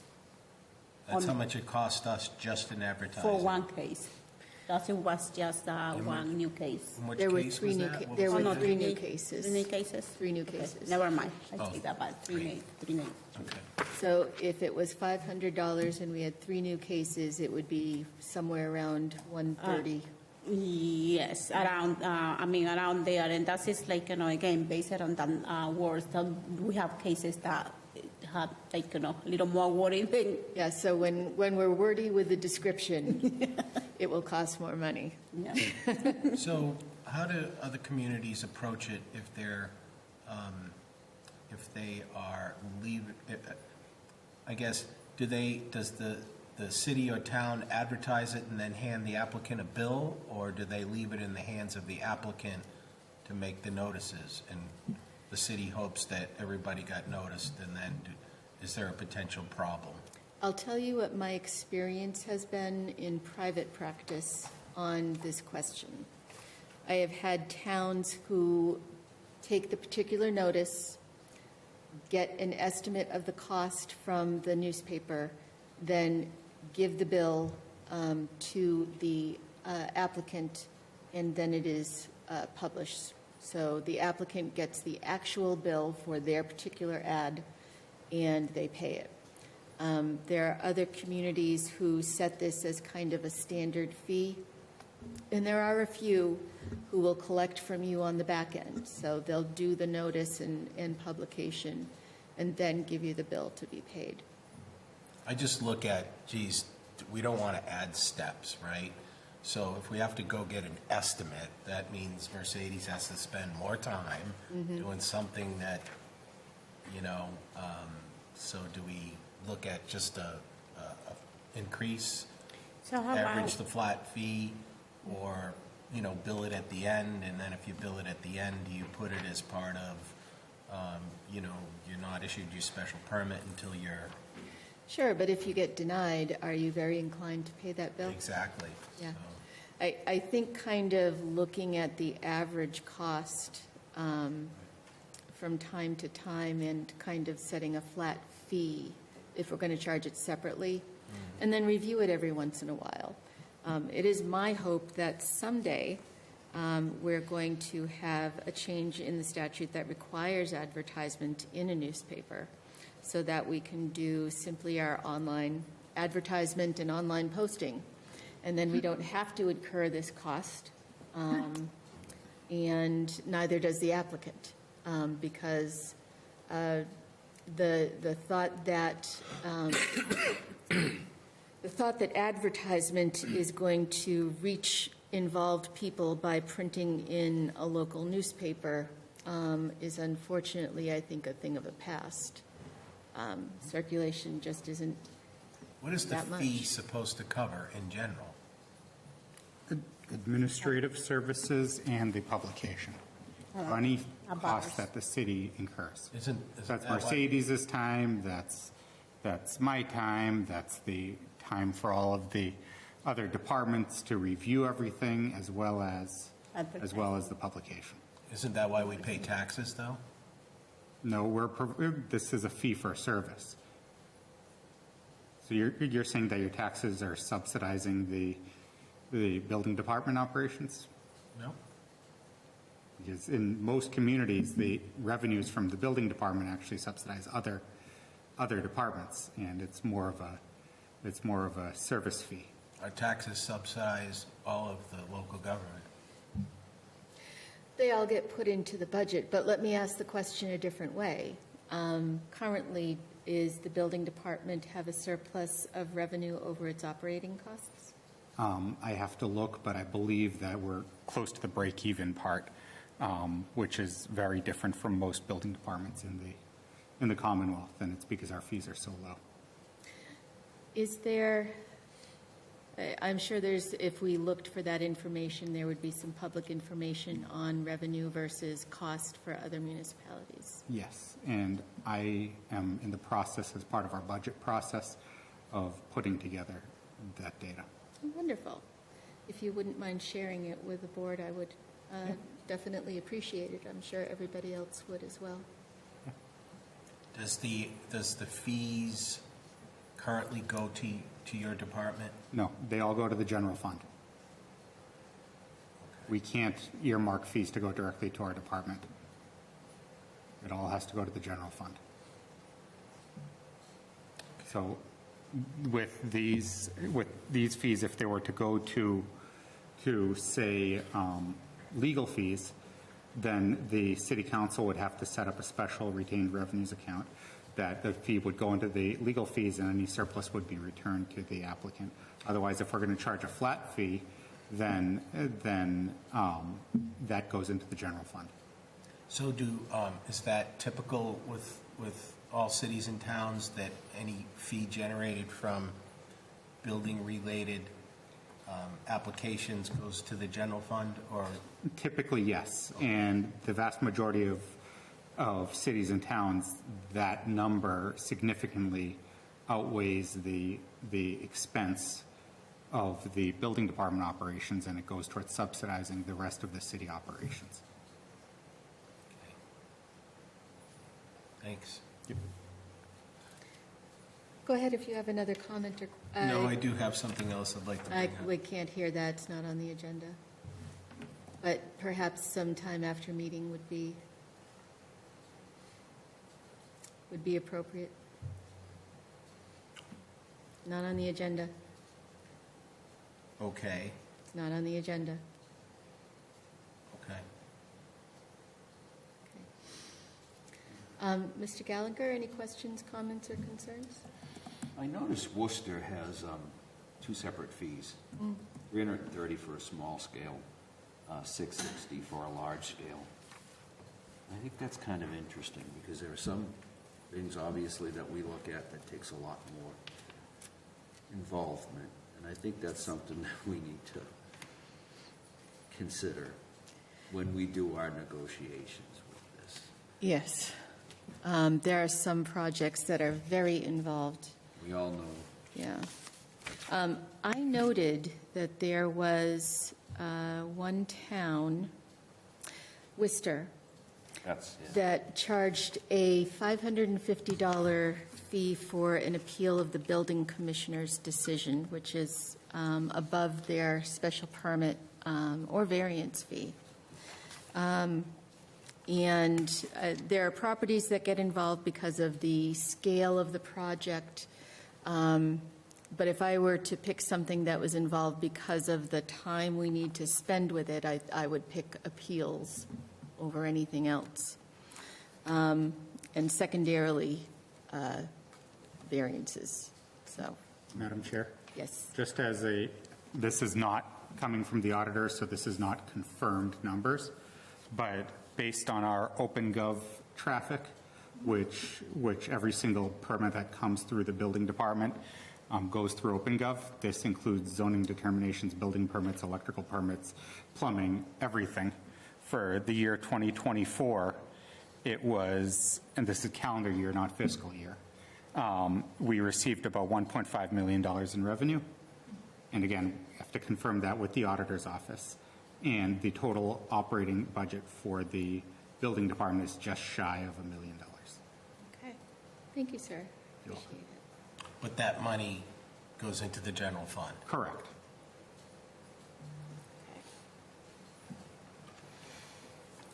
Mr. Talbot, any comment on this? No. Okay. Mr. Byrne, any comment? Okay. So I am going to list this on our agenda again next month. And I would love for our members to come back with suggestions of what, of course, thank you, of what they think an appropriate change would be, or if anybody thinks that we should keep things as they are, to let me know. You don't want it? You should keep it. I'm going to see if All it's right. in my pile. Oh, no, it's okay, you can have it. She has extras. Mr. Commissioner, I think Mr. McLaughlin might want to discuss something with you after the meeting. And other than that, I'm going to ask Mr. Byrne if he wants to say goodnight to his zonies. Good night, Tony's. Okay. Motion to adjourn? Second. All those in favor? Aye. We are adjourned. Everyone, have a wonderful evening.